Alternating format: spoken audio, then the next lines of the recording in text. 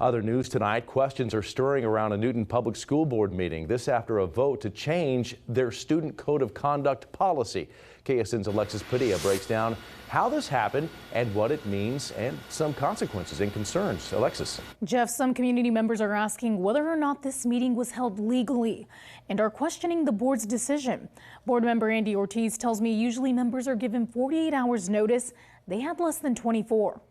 At issue, the 11-page document called the Railer Way Code of Conduct, addressing policy for student athletes and activity participants. The board voted 4-2 to add this line, quote, "Every situation is different and administration reserves the right to deviate from code of conduct when deemed appropriate." There's a lot of ambiguity in those changes where you leave stuff to people's discretion. He's also hearing concerns from the community about how quickly the meeting was called and the decision that was made. I think it opens the door for a lot because we did it so fast.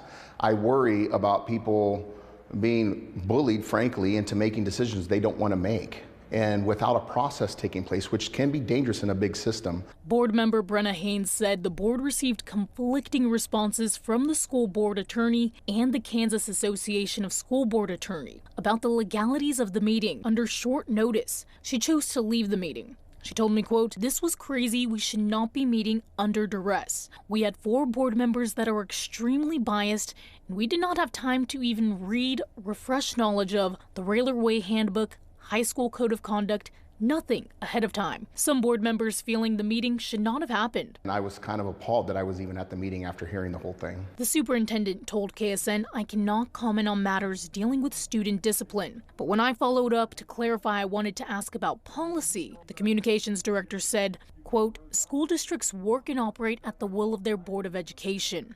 Ortiz hopes the board and the community can move forward. There are a lot of growing pains that we're going through right now, but we will make good of this. We will make this an opportunity to grow. The board president told me it would be, quote, "unethical to speak." Other members didn't get back to me. The Newton BOE will have their next meeting on Monday. Ortiz says he is expecting a big community turnout. Here for you, Alexis Padilla, KSN News 3.